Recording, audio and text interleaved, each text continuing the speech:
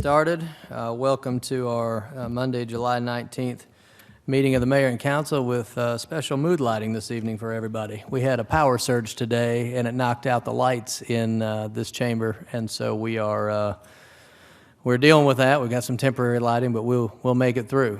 Tonight, we're pleased to have Deacon Eric Rucker from the International Gospel Outreach Church at 1101 Windy Hill Road. Deacon, if you'll come up and do the invocation and pledge, everybody please rise.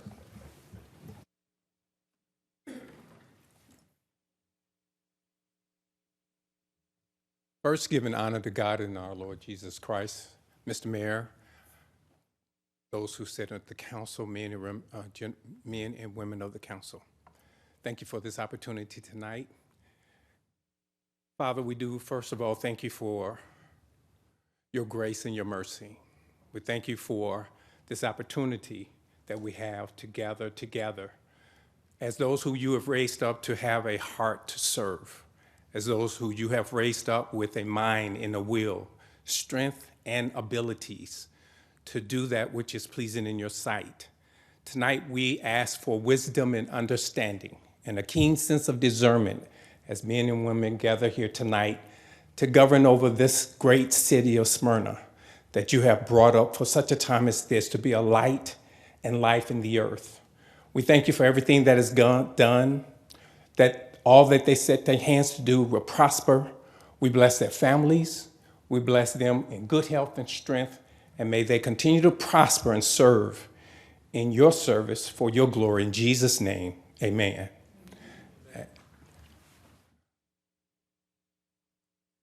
I pledge allegiance to the flag of the United States of America and to its republic for which it stands, one nation, under God, indivisible, with liberty and justice for all. Thank you very much. Thank you, Deacon, for being with us tonight. Appreciate you being here.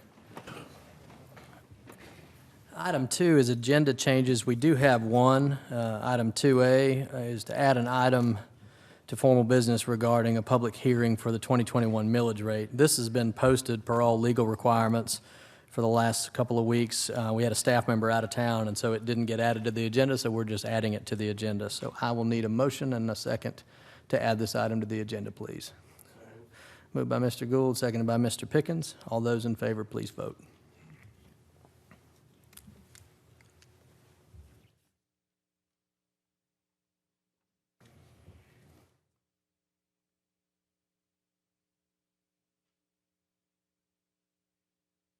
And that's approved 7-0. Thank you. That'll be item G under formal business.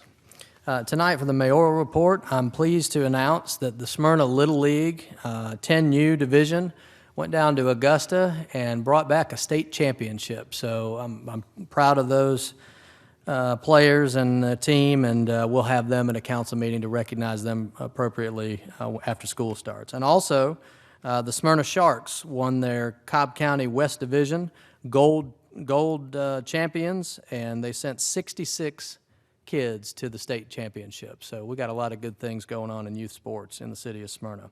The other thing I wanted to announce is I appointed a task force made up of citizens and council members to make recommendations on the details for the green space that will replace the roundabout and fountain that have been approved.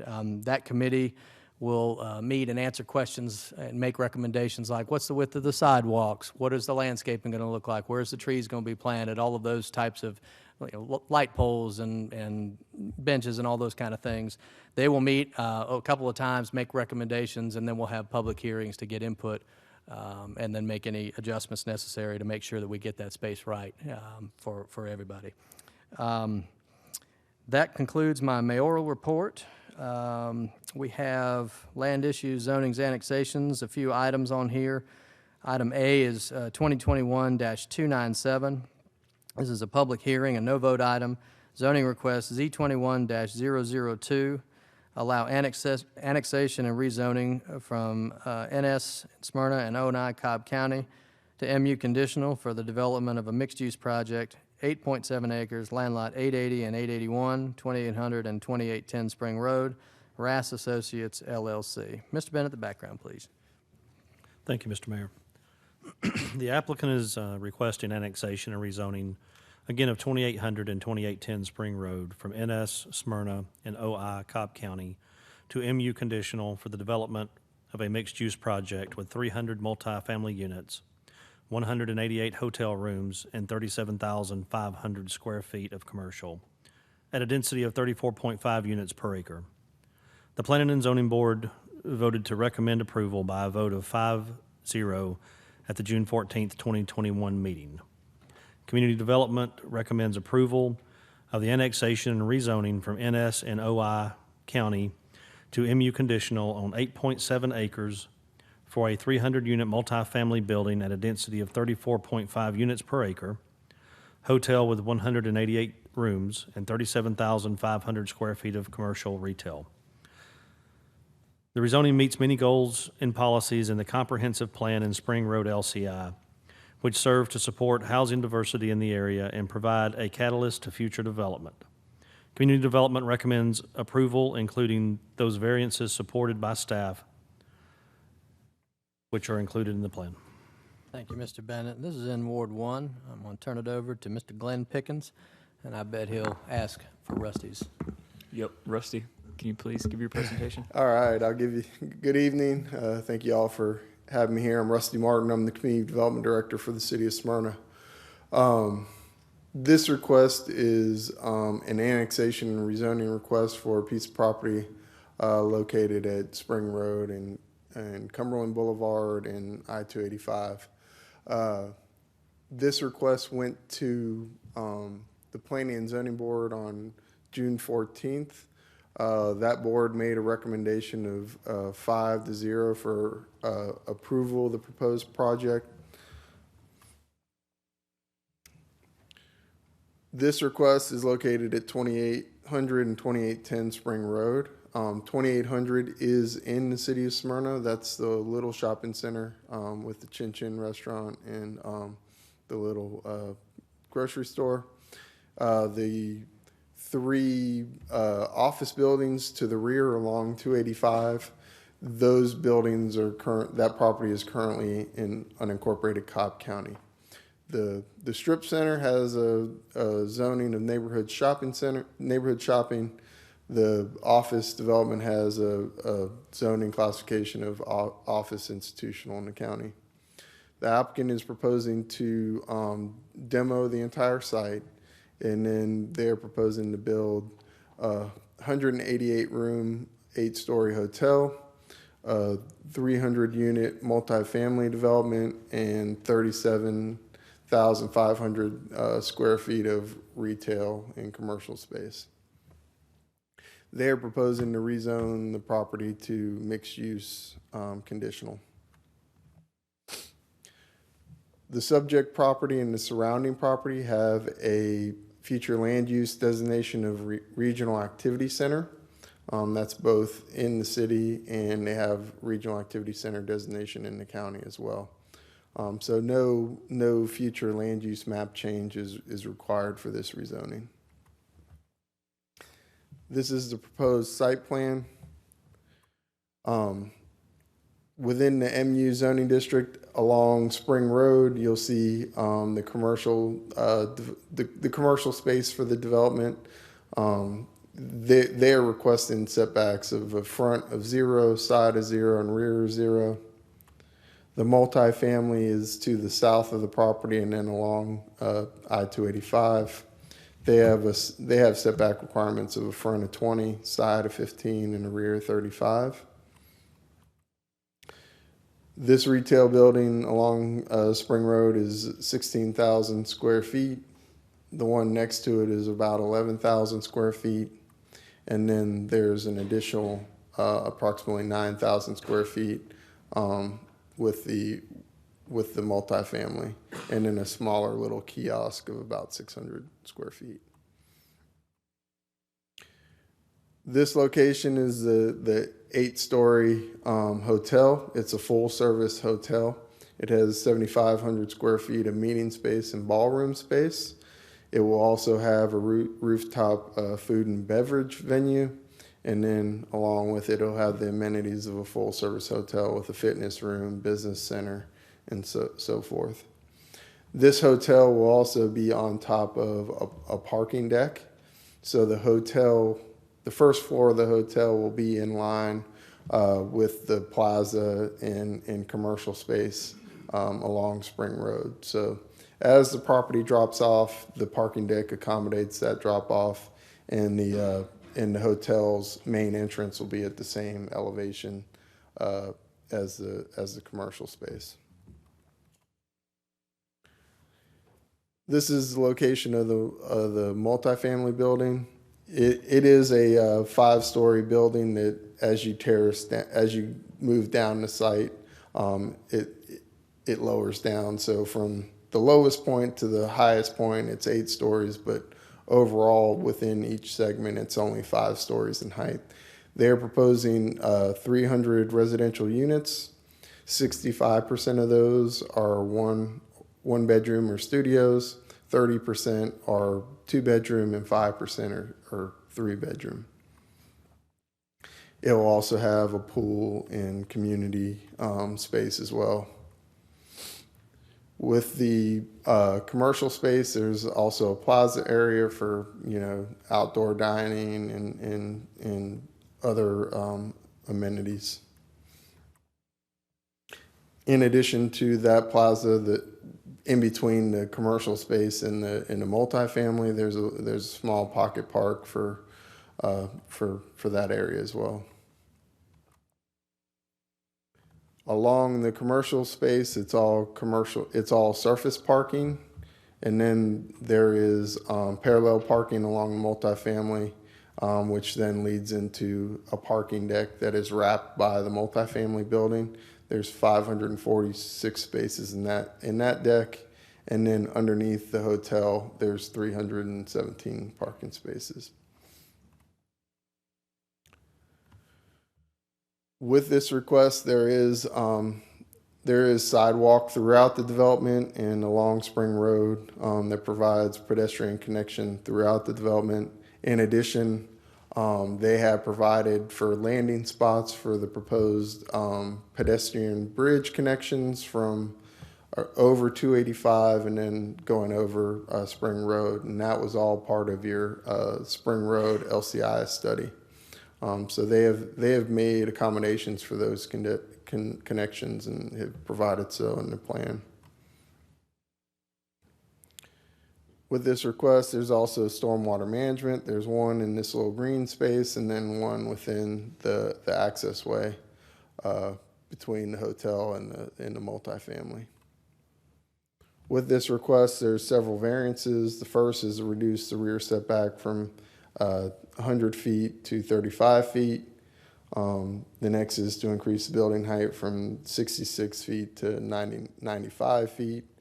The next is to increase the density from 25 units to 34.5 and reduce the minimum floor area from 900 feet down to 811. These are the elevations of the proposed multifamily building. And this is the multifamily building from the view from 285, where you can see the deck and everything. As you can see, they've incorporated architectural features around the deck with facade materials and parapets and everything else to make sure that deck looks like it's part of the actual building and not standing out on its own. And then on the bottom, they have shown some other potential architectural features that they may include. These are the proposed elevations of the retail space. And then the renderings and elevations for the hotel. This is a picture of the subject property. So you got the strip center and then the office buildings. And then pictures of the adjacent properties. As I alluded to before, this property is a significant property due to its location with respect to the Spring Road LCI master plan. This plan is pulled directly from that corridor plan. And as you can see, it was calling for a high-density mixed-use development with some open space as well as the connections for the bridge connections from Cumberland Mall to the site, and then from the site over Spring Road to the Nally Lexus site. That was within the Spring Road LCI plan. That's called the baseline, and it basically creates a connection from the Battery to the Galleria to the mall, and then back into Smyrna. So they were able to accommodate that and make sure that we at least have the opportunity to make those connections in the future. And there's the bridge connections on the plan. Community Development recommends approval of the rezoning from NS and OI to MU conditional on 8.7 acres for the mixed-use development with the following conditions. The first deals with the composition of the buildings and the mixture of elements. Number 2 requires a 10% reduction in a 100-year storm event. Number 3 requires utilities to be underground. Number 4 requires the developer to be responsible for any traffic improvements deemed necessary by the city engineer.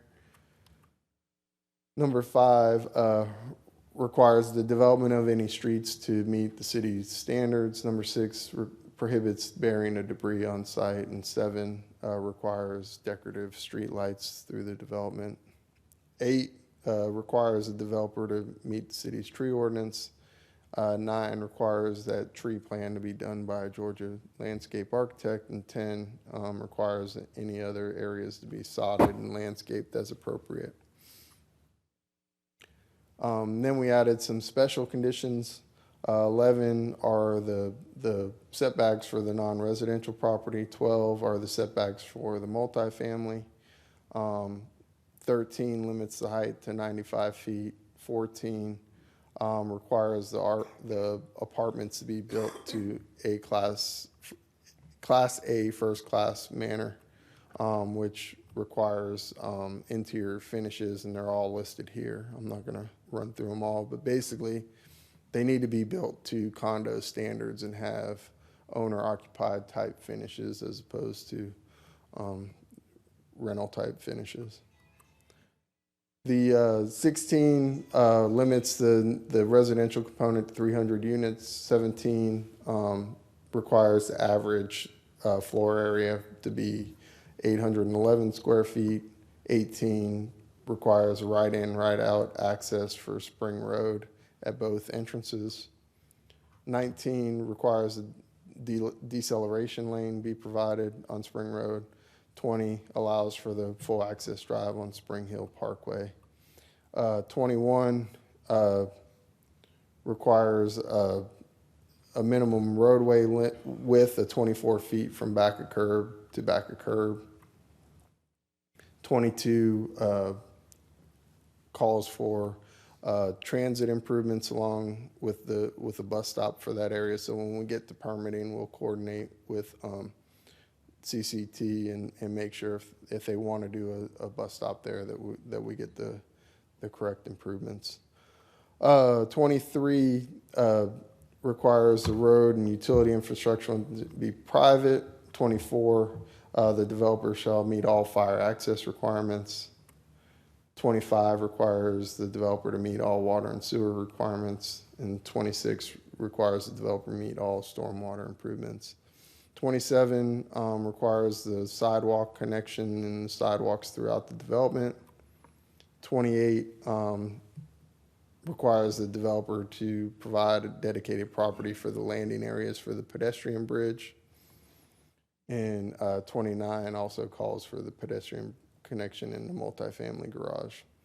There shall be no gating within the development. That's 30. And 31 ties the building elevations for the multifamily to the ones that you saw here today.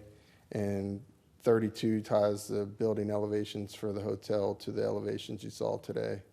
And 33 ties the retail elevations to the ones you saw today. And finally, 40 ties the whole rezoning to the site plan submitted. So if they make any changes, any significant changes, they got to come back to you to get those changes approved with that, I'll be happy to answer any questions for you. Any questions from the council for Rusty? I have one. That rooftop food and beverage, is that open on the hotel? Is that open to residents and the public, or is that just for guests? Or My understanding is open to the public. I think Garvis can probably give you the exact answer on that. okay. Anybody else have any questions, comments? I just have one quick one. Rusty, when you said it's like 30 or the retail size square footage, can you give us like a practical, just let us know like what would fit in that so we can get a better understanding of that I guess size? the best would probably be it's comparable to what's at Jonquil Village with respect to the floor area Okay. of the buildings. The outer buildings? Yeah, the outer buildings without the Publix shopping center, or without the Publix. Rusty, if we could just, this is a big project, right? It would be impactful for the city. And it does check, hit on a lot of the 2040 comprehensive plan, right? So it does satisfy a lot of those long-term goals there. And, which is, I'll just, take a minute to mention a few of them. Economic development, encourage housing diversity, quality of life. So it's a project that, it does goes a long way in meeting some aspects of the 2040 comprehensive plan. Right, and along with that, the Spring Road LCI, both of those plans, the LCI plan was done before the comprehensive plan, so the components of the LCI plan were built into the comprehensive plan once we finished all that. And both the county and the city in our comprehensive plans visualize this as a high intensive area where you have mixed use development, where you have the ability to live, work, and play in the same area. So this is within walking distance of the Battery, and then hopefully when we get the bridges, it'll be within walking distance of the Galleria and the mall and everything else, and it all makes sense. But we've had multiple plans come before this one, and you can probably ask Garvis when he gets up here, but we've held tight to the LCI plan and making sure that we're getting something that we envisioned within that plan as closely as possible. And we didn't, this is not the first iteration of this. We've been working on this site probably since 2008. We denied an application that was sort of similar to this with the uses, but it was not as well designed. And we denied that in 2017. So there's been a lot of work and a lot of discussion and input on this project. Any other questions from the council? Yeah, Rusty, can you, just for a point of clarification, I know there was a slide a moment ago on the baseline concept with the various bridges where two of the, I believe, 4 or 5 have been. What is the status of that? I know as I understand it, the developer's only responsible for the landing sites, but just for the benefit of the room and those listening, what's the status on that? Right now, we are currently working on, in conjunction with the CID, on the bridge from over Cobb Parkway. They've come up with a design. We're basically filing for a grant approval to be able to construct that bridge. These other 2 bridges right now, they are in our plan, but I mean, we'll have to, when the time's right, to move forward with them and try to get them going. We'll have to come back and do that. There's sort of, with the managed lanes on 285, we'll have to see how that all plays out. So I don't know that there's necessarily a rush to build the components over 285 until they get their final designs done with that. Anybody else? Sure. Does this connect into the pedestrian bridge that goes over the railroad tracks on Cumberland Boulevard, I think? No, this is just north of that. That's a separate bridge. Okay. And then on one of those other slides, I saw something that said transit, transit station. Is that on the LCI study, or is that on? No, there's stops around here, but I don't believe it's a covered facility. So we were looking at possibly, when the site gets redeveloped, bringing it up to the city standards for our new bus stop huts or shelters.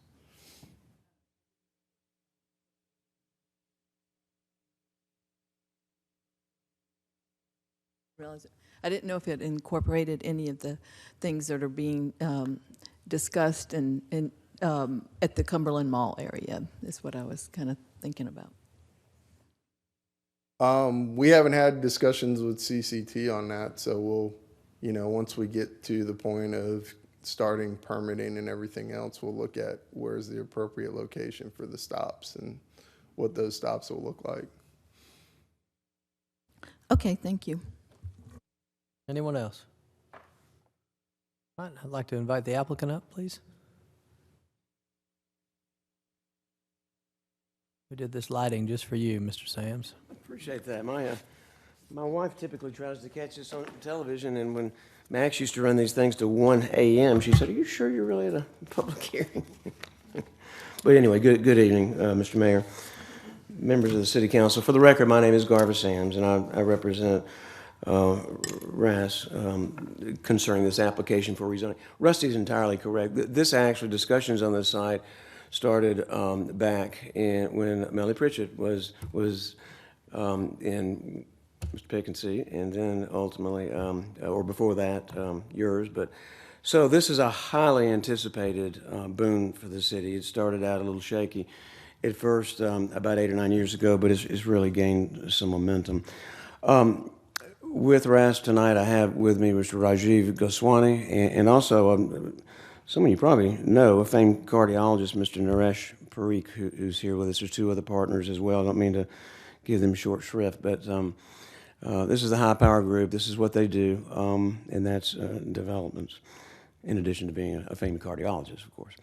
Also have with me tonight Ms. Kate Triplett of Kimley Horn and Mr. Harrison Aiken of Kimley Horn as well. They can talk on all manners of civil engineering questions, traffic, transportation, and any other developmental issues. Rusty told me before the meeting, in fact, he told me earlier this afternoon, he said, keep it short and sweet. I know we're actually literally burning daylight, so I'll do just that. This application was heard, considered, and recommended for approval by the Planning Commission last month. I think there were a couple members missing, but it was unanimous. We appreciated that. We didn't, as I recall, have any public opposition at that hearing. Rusty has done an excellent job in setting this up for you. So, knowing that you do have an agenda and some limited time frames, let me tell you about the one attempt back in 2017. At that time, the owner of the property had gone through bankruptcy. So when he went through bankruptcy, the client I had at the time, Westplan, bought it subject to approval by the trustee of the Federal Bankruptcy Court, which adopted as a part of that bankruptcy order the site plan that was submitted with that zoning 4 years ago. So my client's hands were tied at the time. We couldn't make adjustments, and we couldn't really rise to the level to comport with the LCI study that you adopted back in, I think, April of 2017. This property needs no introduction. It's one of the 4 most important quadrants within the Cumberland Gallerina. It probably it could be the pivotal quadrant, I think, particularly with the aerial pedestrian connectivity, in some instances vehicular pedestrian connectivity. I think down at the Cumberland, down at the Cumberland Galleria area.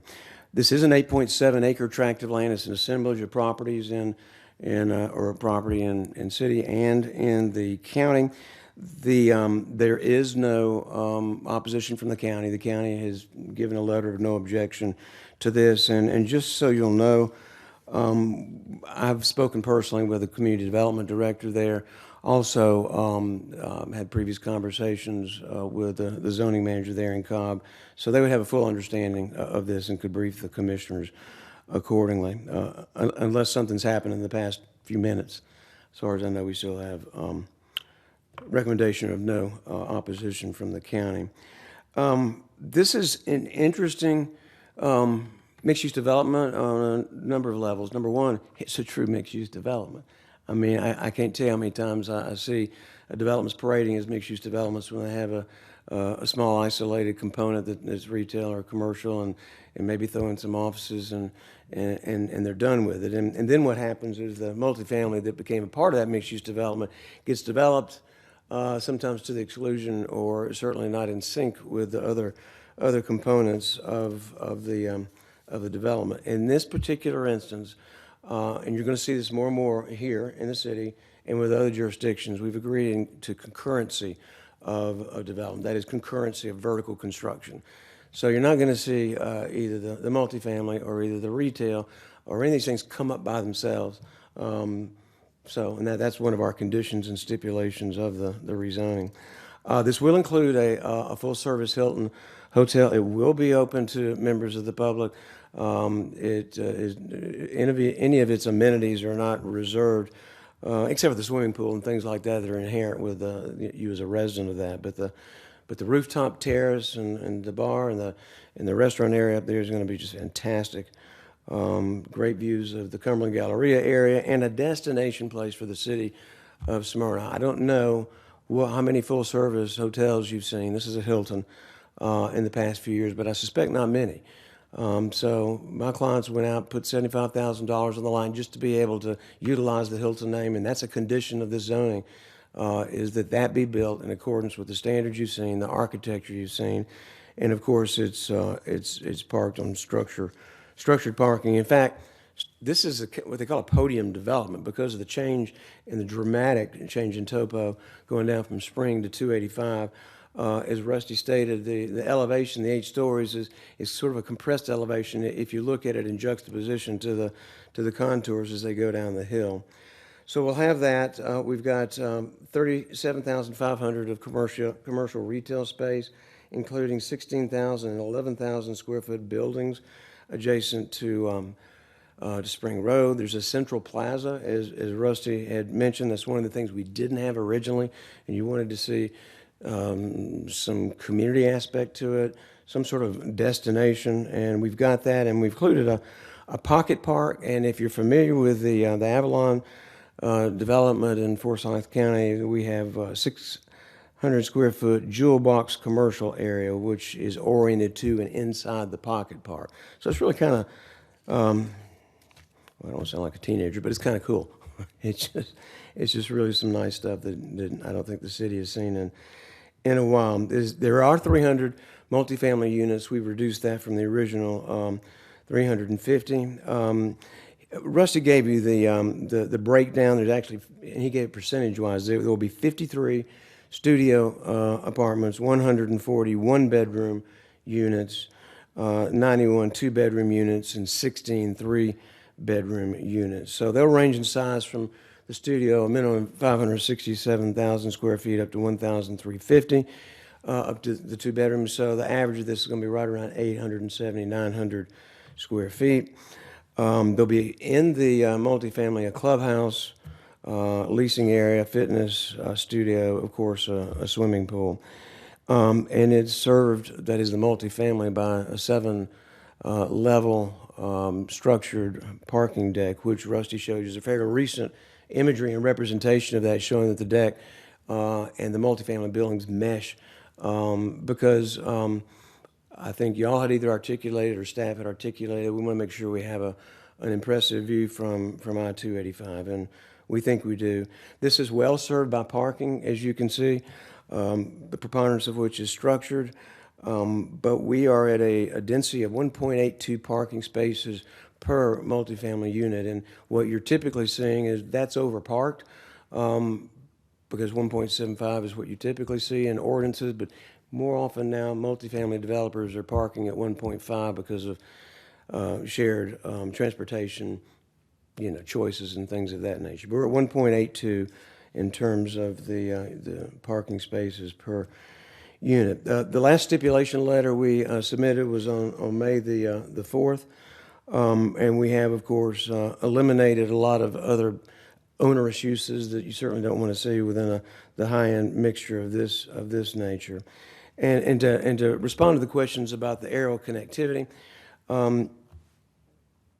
this is going to be 4 quadrants ultimately are going to be totally and fully connected. I'm conversing to some degree with the conversations with the now Alexis and then the Truist and the folks across the street with the Braves. So I'm not a part of those conversations. I'm just cognizant of it. So what you'll ultimately see is the pedestrian connectivity from Cumberland Galleria to Truist and the Battery to the Nally site, the Nally site to the subject property back to Cumberland Mall. And Rusty articulated a good reason why that may be in kind of flux because of the managed lanes of I-285. And quite candidly, we know they're going to be there, and we've had discussions with GDOT on right-of-way acquisition and things of that nature. So it's not a surprise to us and something we're willing to work with. So this is within a regional activity center in both the county and the city. Your comp plan, the county's comp plan, supports this. No opposition from the county. Cobb Center CID has no opposition to this as far as I know from our earlier conversations with them.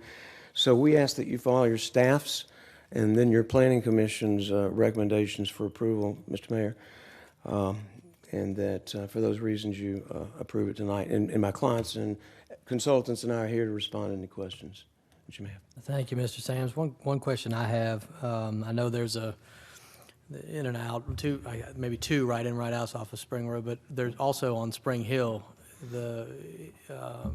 is that where you anticipate a lot of the residential traffic will go Yes, sir. in and out of? Yes, I sir. know that traffic's been a big concern, and especially on Spring Road, and it's been presented that likely because those residential units are in the back, they won't be coming in and out off of Spring Road. They'll be typically using Spring Hill to get to either Mount Wilkinson or Paces Ferry. I think you're right, Mr. Mayor. I think they'll avoid circuity of travel for the more direct route. Like I said, I've got Kate Triplett here tonight, who's a civil engineer, but also has boned up on one of her fellow engineers' traffic studies, so she can answer that question. But you're correct. That is primarily where they'll go. Any questions of Mr. Sams from the council? I have a quick question. Yes, ma'am. Because I was looking at the square footage of the units, and did you say there is 16 three-bedroom units? Is that what I understood? Do you know the square footage approximately of those? 1,400 square feet. 14, okay. 13 and some high change. Okay, thank you. Yes, ma'am. I have a quick question. Thank you for the presentation. The layout of this kind of reminds me a little bit of the original iteration of the West Village. Yeah. Looks pretty comparable in terms of access and all that stuff. But one thing I was curious about relative to that is visitor parking. I know you have some surface lots, and I presume people will be able to park at the hotel. But I know for some of the other areas where the residential parking is, like over there, the first floor of that is basically wide open access. Will there be sufficient visitor parking to really activate that area appropriately beyond just those surface lots that you have? Absolutely. The preponderance of this is, Mr. Wheaton is structured parked, but we exceed the parking ratios. We're at, I think, 1.82 or 83, and your typically parking ratios are 1.75. And as I mentioned, from an empirical perspective, apartment developers, multifamily developers are learning that they don't need as much parking with this, but we're overparked for that component, for the multifamily component. Mr. Sam's got a quick question for you. Yes, sir. A resident asked me today about the impact on schools, and I mentioned that my understanding was quite a few smaller, single bedroom units. But did you look at that aspect of the development? Yes, sir. We always do that because we always anticipate that from the schools. In fact, I spoke with Mr. Charles Sprayberry with the Cobb County School System. He's no longer in that position now, but when I first filed this, I haven't seen any written objections from the school system, and typically the jurisdictions I work in, they provide those. But that's why there's a paucity of three-bedroom units. Well, number one, that's not our market. And number two, and our market is the traveling public, the high-end traveling public. And frankly, our market is citizens of Smyrna to utilize that hotel and its banquet facilities and its meeting rooms and its restaurant and things of that nature. That was a roundabout way of answering your question, but the school board, as far as I know, has no opposition to this. Any other questions of Mr. Sams? Yes, Mr. Sams, I just wanted to, I know Reeve met with the developers and they met with city staff a number of times, and I just wanted to express a thanks for their willingness to change. I know the plan has changed, at least the number of meetings that I've attended, about 4 times, so appreciate their willingness to work with us. I appreciate you and Mr. Pickens and the mayor and others joining you from time to time at those meetings, because you can meet with staff and you can meet with consultants, but to understand the clear policy of individuals that are on the council is extremely helpful to me or to us. I think my first meeting as a council member was with you on this item back in 2015, 2016. I think it was. It's been a long time Yes, in the works, I know. it has. Anybody else? But it hadn't been these guys, though. Right, that was with a whole different, but lots of meetings done all the right on things. other plans and Yes, different things leading up to this. Any other questions for Mr. Sams? All right, thank you so much. Thank you, Mr. Mayor. This is a public hearing. Anybody who wishes to speak for or against this item, I'd invite you to come up now and be sworn in by our city attorney, Scott Cochran. All right. Seeing none, we will close the public hearing portion, which is item A. We'll move on to item B, approval of annexation requests, ordinance 2021-02. 100% of owners requesting annexation, all tractor parcel number 170-880-00030 of land lying and being in land lots 880 and 881 of the 17th District, 2nd Section, Cobb County, Georgia, total of 7.14 acres, being known as 2800 and 2810 Spring Road, Smyrna, Georgia 30080, will be in effect August 1st, 2021, and part of Ward 1, and authorize the mayor to sign and execute all related documents. Mr. Pickens. Thank you, Mayor. Just before I make a motion, I just wanted to also thank Arvis and his team for working with us. It's been about 1.5 years just on this project, or that I've been involved. So we've made significant changes, and I think we finally got a product that the community will be happy for. And as been said tonight, it's a huge economic investment in our city. I think it's a $125 million project. We've recalculated it's anywhere between 125 and 137. Okay. Yes, sir. It's huge. Yeah. And I hope this is something that, as we've seen, like the economic success of the battery, it's finally making its way into our city. Boy, is it and it's ever. creating a destination where people want to be. And I think it's a place that people will love to hang out. So with that, I'll make the motion to approve ORD 2021-02. Have a motion seconded by Mr. Wagner. All those in favor, please vote.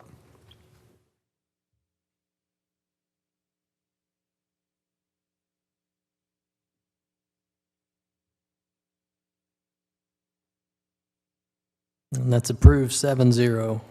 The item C is the last item dealing with this, is 2021-007, final vote, zoning request Z21-002, allow annexation and rezoning from NS Smyrna and O&I Cobb County to MU conditional for the development of a mixed-use project, 8.7 acres, land lot 880 and 881, 2800 and 2810 Spring Road, Rass Associates LLC. Mr. Pickens. Thank you, Mayor. I would like to make the motion to approve 4C 2021-007. Have a motion by Mr. Pickens, seconded by Mr. Wagner. All those in favor, please vote.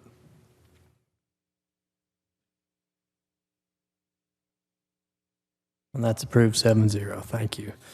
And very good work, Mr. Pickens and Mr. Lindley, on this for many, many weeks, many, many months.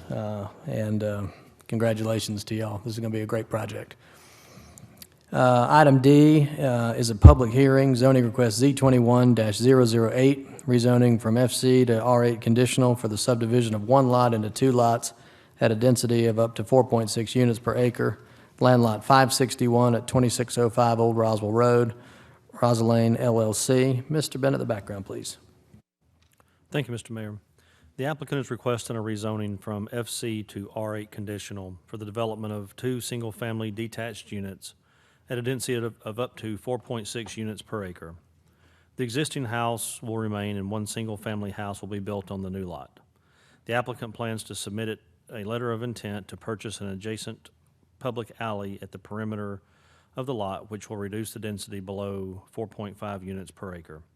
The Planning and Zoning Board voted to approve the request by a vote of 5-0 at the June 14th, 2021 meeting. Community Development recommends approval of the rezoning from FC to R8 conditional for the development of 2 single-family units at a density of 4.6 units per acre with conditions. Thank you, Mr. Bennett. This is in Ward 3. Mr. Lindley. Thank you, Mr. Mayor. I'm going to ask Joey to update us. All right, good evening. Joey Stobbs, Planner 2 with Community Development. This is rezoning case Z21-008. Applicant is Rose Lane LLC. Planning and Zoning Board recommended approval 5-0 at the June 14th meeting.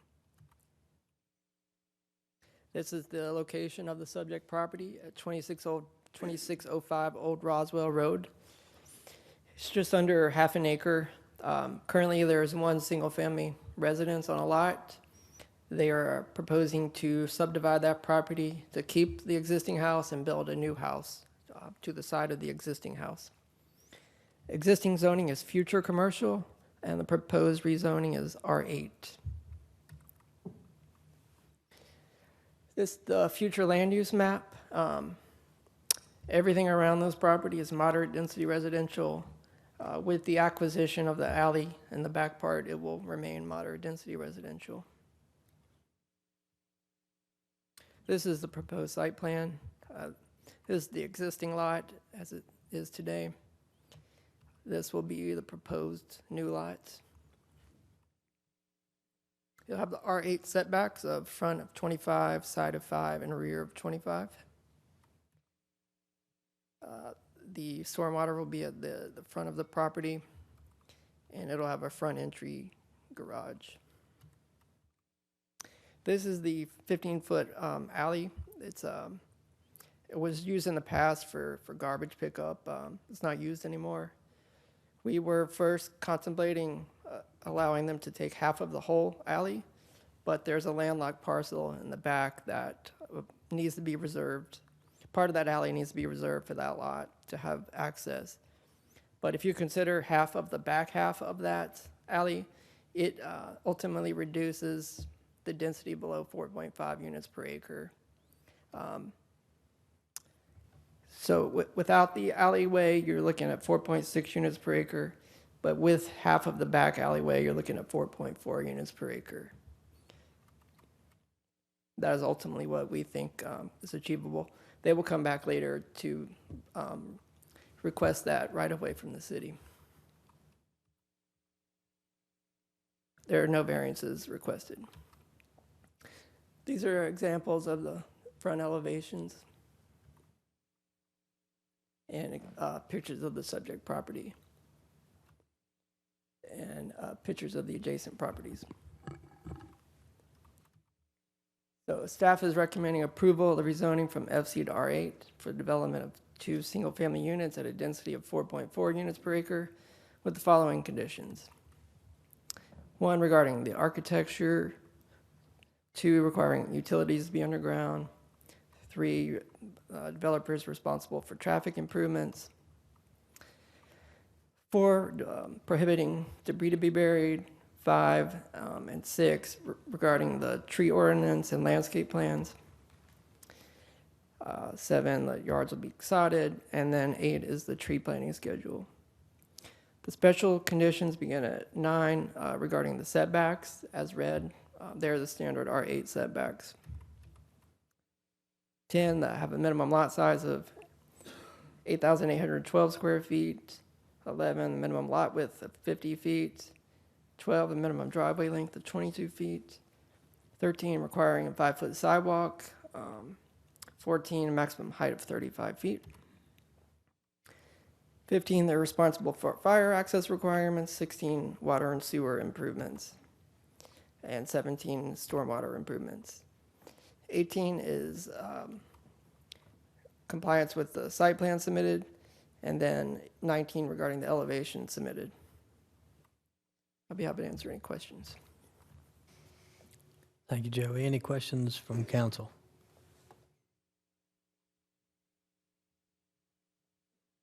No questions? Is the applicant here? Would you like to come up and say anything?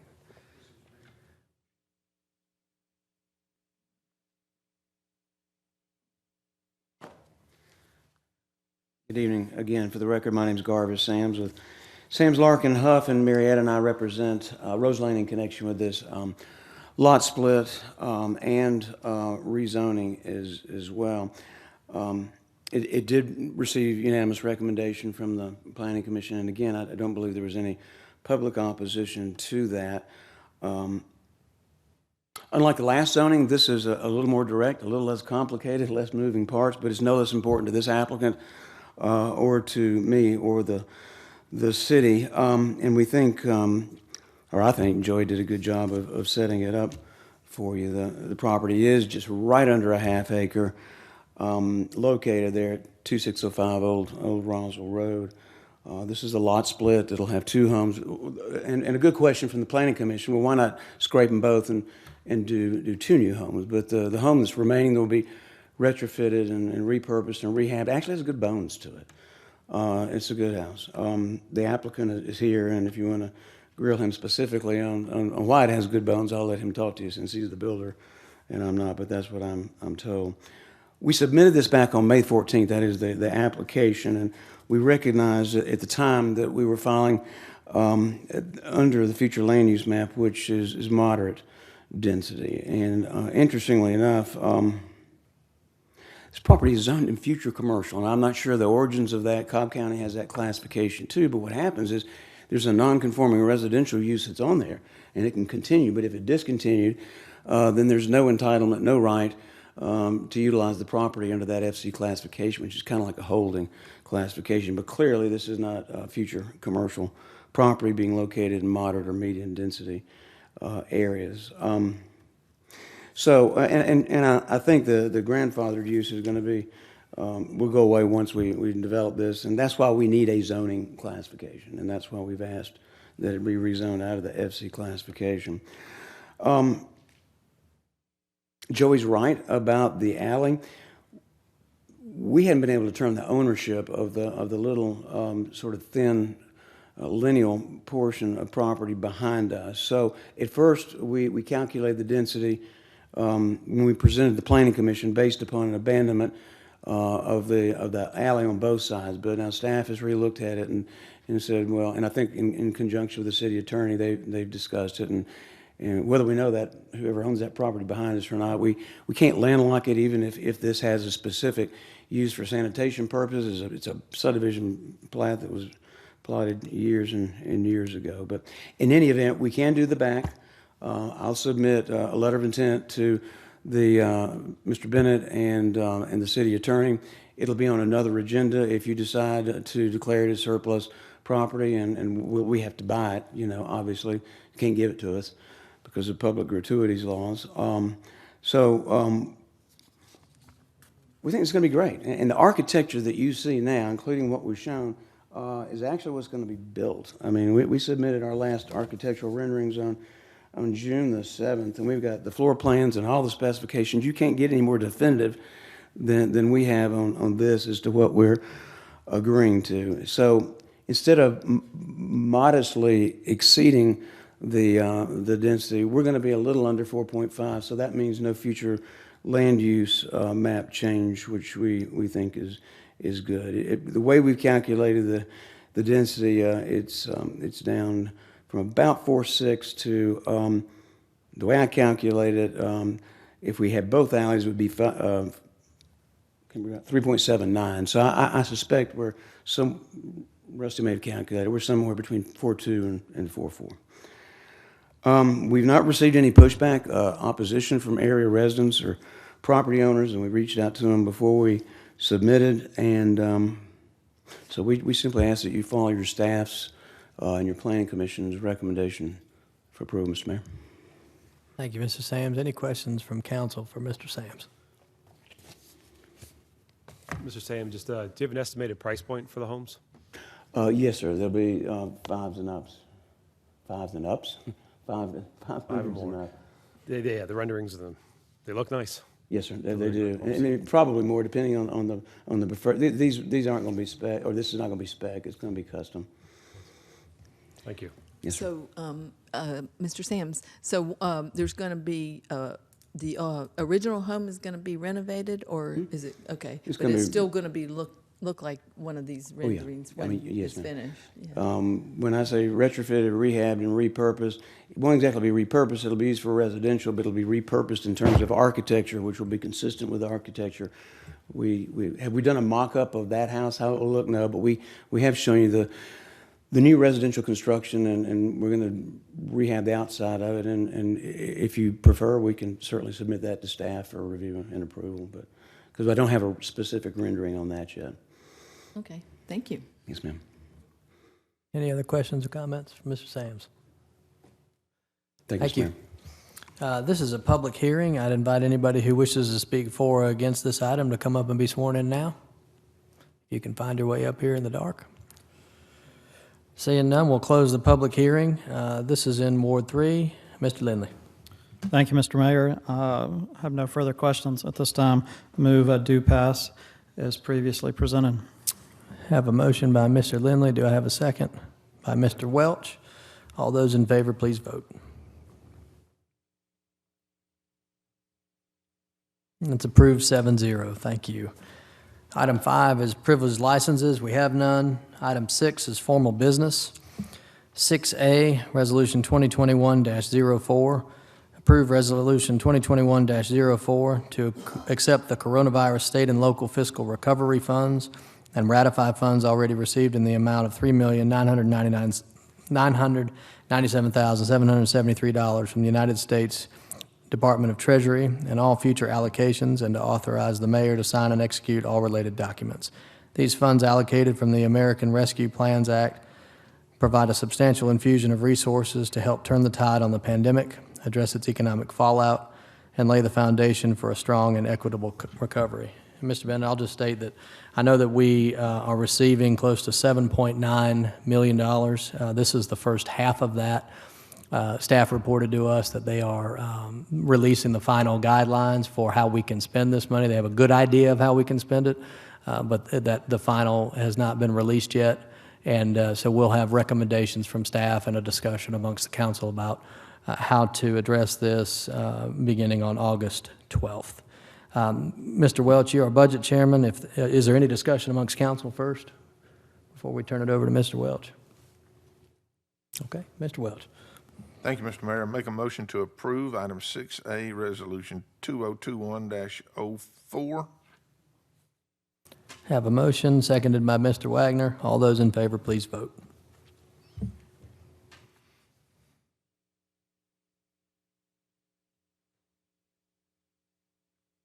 It's approved 7-0. Item B is a simple name change request for an apartment community. It's resolution item 2021-275, request for a name change for 2330 Cobb Apartments located at 2330 Cobb Parkway to 2330 Cobb Parkway LLC, doing business as Elevate at the Battery. This is in Ward 1. Mr. Pickens. Thank you, Mayor. I'll make the motion to approve 6B 2021-275. I have a motion and a second by Mr. Wagner. All those in favor, please vote. And that's approved 7-0. Item C, 2021-276, approval of the City of Smyrna resurfacing through the sole source contract with Donaldson Construction Company, LLC, 1075 Wise Hill Road, Cleaver, Missouri, 65631, in the amount of $921,313.85, $425,936.37 LMIG, and $495,377.48 SPLOST for paving and resurfacing of city streets, and authorize the mayor to execute all related documents. I know we had a thorough presentation on Thursday at our committee of the whole. Mr. Bennett, any background you'd like to provide is great. Yes, sir, Mr. Mayor. The original project was sent out to bid with qualified bids coming in at $1,700,000, which was well over budget. Public Works has researched alternative methods to do more with less funding. With this new method, it will allow the Public Works Department to pave all streets on the resurfacing list this year through the sole source contract with Donaldson Construction Company. Any discussion or comments from the council? what we've been told is that this will be able to do more resurfacing quicker and for about half the cost. And it's been, they've done a lot of business in the Midwest and they're getting into Georgia. So with that, I'll turn it over to our budget chairman, Mr. Corky Welch. Thank you, Mr. Mayor. I'd like to make a motion to approve item 6C, 2021-276, as previously read and outlined. Have a motion and a second by Mr. Wagner. All those in favor, please vote. It's approved 7-0. Our next item is D, 2021-302, award RFP 21-014, door locking systems for Parks restrooms to the lowest qualified bidder, LMI Systems, for $54,686.11, and authorize the mayor to execute any related documents. Mr. Bennett, any background, please? Yes, sir. Parks and Recreation requested proposals for the upgrading of the automatic door locking systems on park restroom doors in the park system. Two proposals were submitted as follows: LMI Systems for $54,686.11, and Compass Security Systems in the amount of $58,490.99. Parks and Recreation and Purchasing have reviewed the proposals and recommend award of RFP 21-014, door locking systems to the lowest qualified bidder, LMI Systems, and authorize the mayor to execute any related documents. Thank you, Mr. Bennett. Any discussion amongst council? All right, I'll turn it over to Mr. Pickens. Thank you, Mayor. I'll make a motion to approve 6D 2021-302 as previously read. I have a motion. Do I have a second?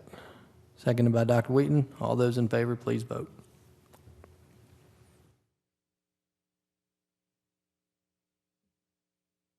That's approved 7-0.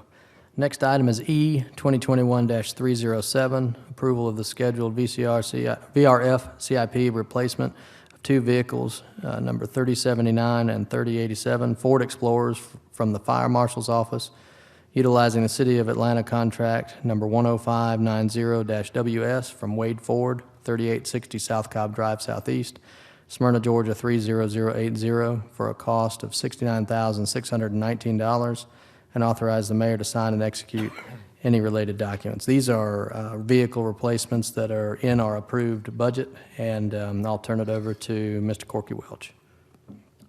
Thank you, Mr. Mayor. Make a motion to approve item 6E, 2021-307, as previously read. Have a motion and seconded by Mr. Pickens. All those in favor, please vote. And that's approved 7-0.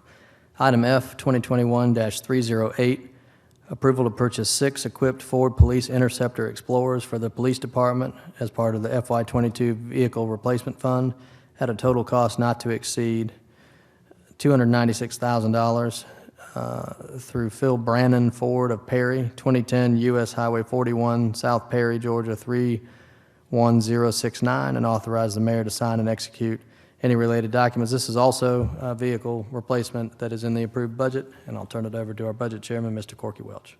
Thank you, Mr. Mayor. I'd like to make a motion to approve item 6F, 2021-308, as previously read.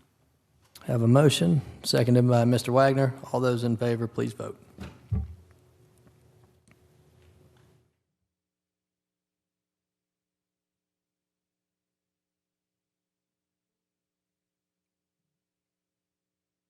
And that's approved 7-0. Last item under formal business is item G, 2021-310. This is a public hearing for the 2021 millage rate. There's no vote today. Mr. Bennett, any background, please? Yes, sir. Thank you, Mr. Mayor. The fiscal year 22 budget approved by council included revenue projections based on 8.99 mills. This is the first of 3 required public hearings before the formal adoption of the 8.99 millage rate. Tax information was received from Cobb County on June 24th, 2021. Per the information provided, the city would need to roll back the millage rate to 8.468 to not advertise a tax increase. In comparison, last year's millage rollback was calculated at 8.728. The official notice and all required information was posted in the Marietta Daily Journal on July 9th. It will be posted again on July 23rd. A press release was sent to the Marietta Daily Journal on July 6th. It has also been posted on our city website.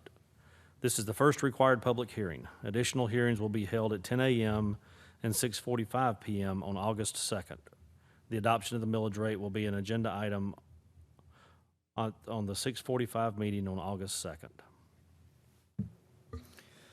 Thank you, Mr. Bennett. This is a public hearing. If there's anybody who wishes to speak on this item, I'd invite you up now to be sworn in by our city attorney. And seeing none, we'll close that public hearing and move on to the next item. Item 7, commercial building permits. We have none. Item 8 is the consent agenda. Mr. Bennett, if you can see it, can you read the consent agenda for council approval? Yes, sir. The darker it gets, the more It difficult is getting darker in here for sure. Item A, MIN 2021-44, approval of the July 1st, 2021 Committee of the Whole meeting minutes. Item B, MIN 2021-45, approval of the July 6th, 2021 pre-council meeting minutes. Item C, MIN 2021-46, approval of the July 6th, 2021 mayor and council meeting minutes. Item D, 2021-309, approval of the extension of the termination date to be December 31st, 2021 for the following community development block grant subrecipient agreements. Contract number CV20-V20S8. Amendment number 1 to be effective July 16th, 2021. And contract number CD20-C20SA-A and CD20-C20S8-F. Amendment number 4 to be effective August 1st, 2021. Contract number CD19-C19S8. Amendment number 4 to be effective July 1st, 2021, and authorize the mayor to sign and execute all related documents. Thank you, Mr. Bennett. Do I have a motion to approve the consent agenda? So moved by Mr. Lindley, I believe, and seconded by Mr. Pickens. Okay, so moved by Mr. Gould, seconded by Mr. Pickens. All those in favor, please vote.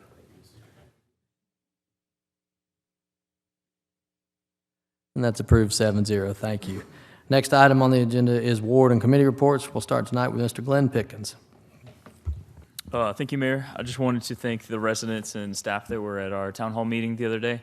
We had a great turnout and great discussion as well. And from the feedback I've heard, they've really enjoyed having the town hall and hearing all the updates from staff. So thank you again for coming out.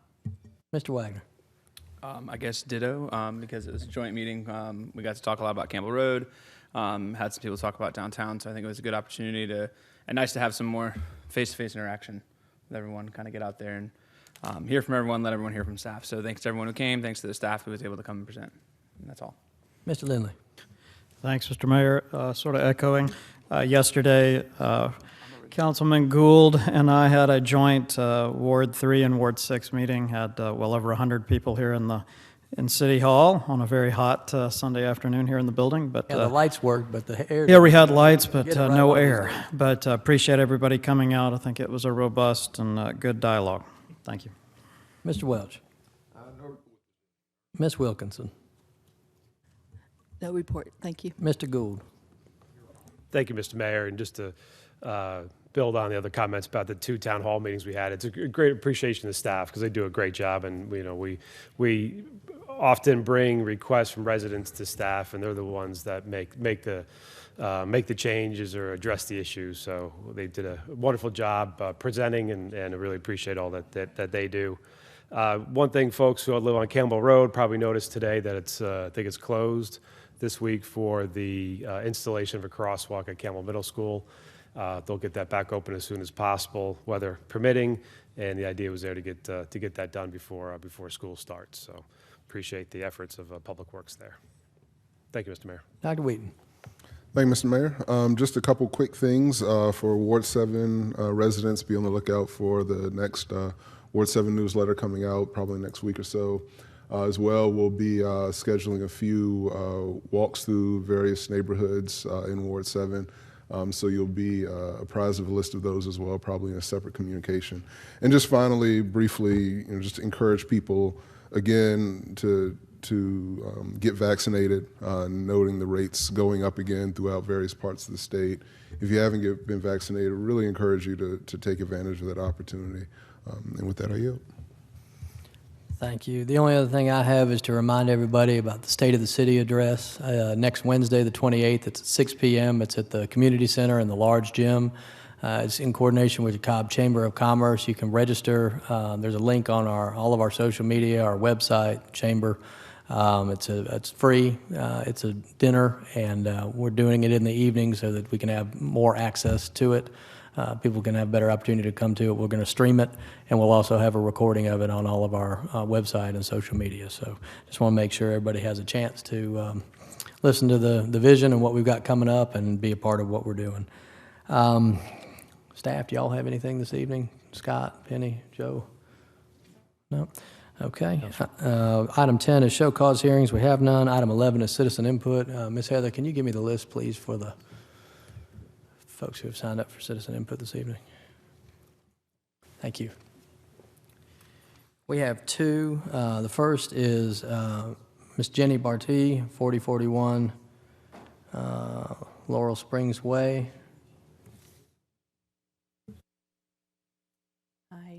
Hi, I'm Jenny Barty at 4094 Laurel Springs Way in Smyrna, and thank you, Mayor and council members.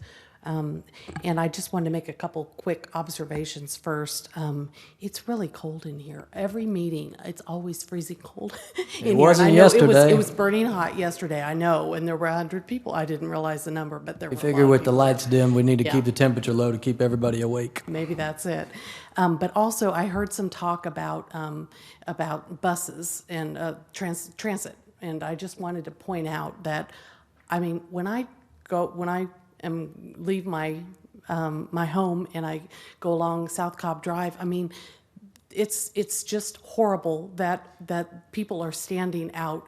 There's no cover, there's no shelter over most of the bus stops, and that is an immediate thing that I think needs to be rectified. I think that there's plans to there's a new contract with the people that advertise on the bus. The different bus stops, but I just think that's a real critical thing. It's just it's very inhumane to have people standing out at bus stops exposed to the weather and not even to have a bench, just a stick in the ground. But anyway, what I came to talk about, I just wanted to thank you, Mayor, and council members for having some public input, for having these meetings this last week, and for listening to the public. And I just wish that there had been more of that chance for public input prior to this downtown redevelopment plan. I want to ask if you really, in your heart of hearts, think that a brewery is in the public interest. I just can't see it, and most people I know can't see how that's possibly in the public interest. It's in the moneyed interest, but it's not in the public interest.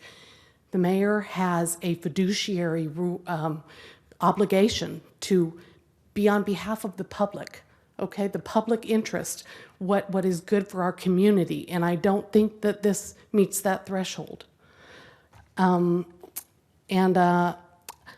I also wanted to talk about yesterday. In yesterday's meeting, somebody asked if there was ever a proposal for a different spot for the brewery.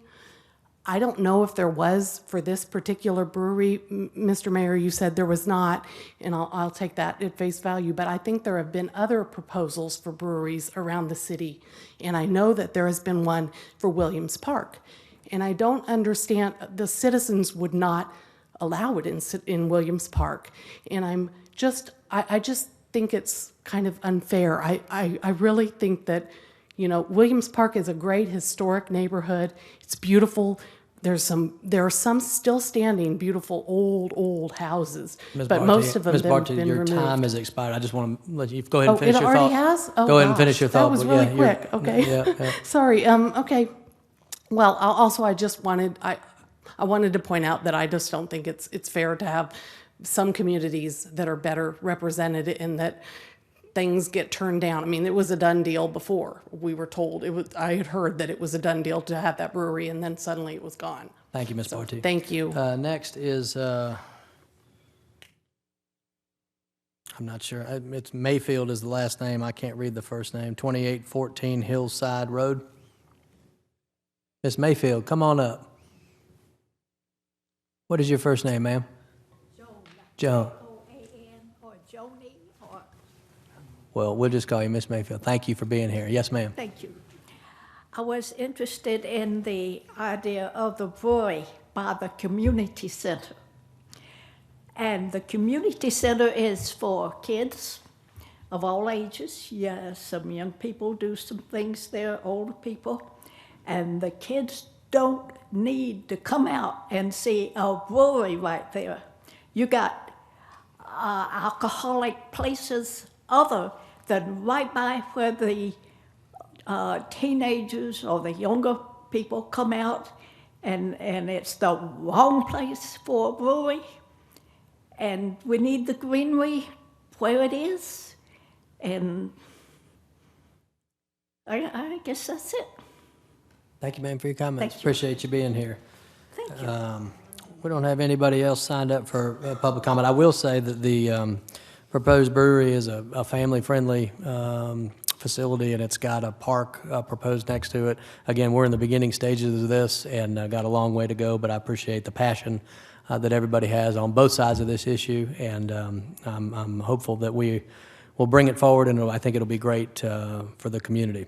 The last item, where am I at? Do I have anything else on the, let's see. Yeah, the last item, if we don't have any other business to be brought before this body, we'll adjourn this meeting at 8:18. Thanks.